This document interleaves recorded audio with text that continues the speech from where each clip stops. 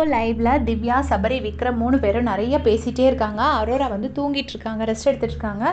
இவங்க 3 பேரும் பேசும்போது என்னன்னா நிறைய விஷயம் பேசுறாங்க. உங்களுக்கு மறக்க முடியாத மொமெண்ட்ஸ் எது அப்படிங்கிறாங்க. ஆளாளுக்கு ஒன்று சொல்றாங்க. திவ்யா என்ன சொல்றாங்கன்னா, எனக்கு வந்து நேற்று பிக் பாஸ் சொன்னாரு, நீ இந்த வீட்டில் என்ன சம்பாதிச்சிருக்க, யாரையுமே சம்பாதிக்கலன்னு நினைக்காதீங்க, என்ன சம்பாதிச்சிருக்கீங்கன்னு சொன்னாரு, அதுதான் எனக்கு மறக்க முடியாத மொமெண்ட்ஸ் அப்படின்னு சொல்றாங்க. அதுக்கப்புறமா அவங்க நிறைய ரீல்ஸ் பார்ப்போம் அதெல்லாம் சொல்லிட்டு இருக்காங்க. வீட்டில் அங்கே போயிட்டு கார் டாஸ்க் ரீல்ஸ் இப்படி நடந்த ஒரு முக்கியமான என்னெல்லாம் நடந்துச்சோ அந்த ரீல்ஸ் எல்லாம் நான் வீட்டில் போயிட்டு பார்ப்பேன் அப்படின்னு சொல்லி திவ்யா சொல்லிட்டு இருக்காங்க. அப்போ கார் டாஸ்க் பற்றி டிஸ்கஷன் வரும்போது என்னென்னா, பார்வதி கமர்தீன் பற்றி டிஸ்கஷன் வருது. அப்போ வந்து 2 பேரும் என்ன சொல்கிறாங்கன்னா, பார்வதி கமர்தீன் அன்றைக்கி கொஞ்சம் படாமல் இருந்திருந்தாங்கன்னா நல்லா இருந்திருக்கும், அன்றைக்கி கொஞ்சம் அவசரப்பட்டாங்களோன்னு எனக்கு இப்போ தோணுது. ஏன்னா குமரன், மகாநதி சீரியல் குமரன் கேரக்டர் தெரியாதவங்களுக்கு சொல்கிறேன். கமர்தீன் வந்து மகாநதிங்கிற ஒரு சீரியலில் குமரன் கேரக்டர் ஒன்று பண்ணியிருப்பார். அப்போது மகாநதி சீரியல் குமரன் கேரக்டரை வந்து பிடிக்காதவங்க யாருமே இருக்க முடியாது. அவ்வளோ தூரம் எல்லாருக்கும் பிடிக்கும் அந்த கேரக்டரை. ஸோ கமர்தீனுக்கெல்லாம் அவ்வளோ ஃபேன்ஸ் இருந்தாங்க. பட் அவர் அன்றைக்கி கொஞ்சம் அவசரப்பட்டு வெளியே போனதுனால தான் வந்து இதாகிடுச்சு அப்படின்னு சொன்னோன்னே எல்லோரும் வந்துட்டு எப்படியும் வெளியே போய் அவங்க நல்லா இருக்கணும் அப்படிங்கிற மாதிரி பேசிகிட்டு இருக்காங்க. அதுக்கப்புறமா பாரு அவங்க அப்பா பற்றிலாம் இங்கே எமோஷ்னலானா அண்ட் அந்த ஏவிஸ்லாம் பார்க்கும்போது தெரியுது அந்த ஷோக்கு எவ்வளோ கான்ட்ரிபியூட் பண்ணியிருக்கா, எவ்வளோ இருந்திருக்காங்கிறது தெரியுது.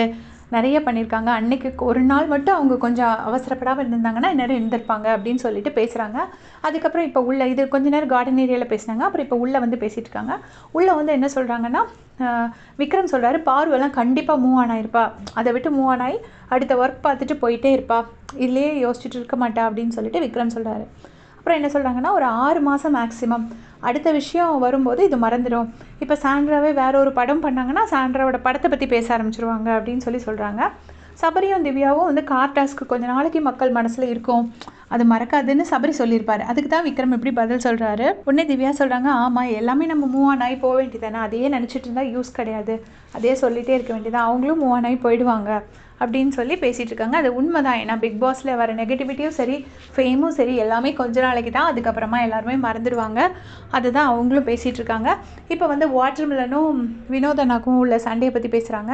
அதுக்கப்புறம் வாட்டர்மெலனுக்கும் பிரவீனுக்கும் வெளியில் ஏதோ ஷோவில் வச்சு சண்டை நடந்துச்சு போல இருக்குது, அதனால தான் 2 பேரும் இவ்வளோ சண்டை போடுறாங்க அப்படிங்கிறது அதையும் பேசிகிட்டு இருக்காங்க லைவில்.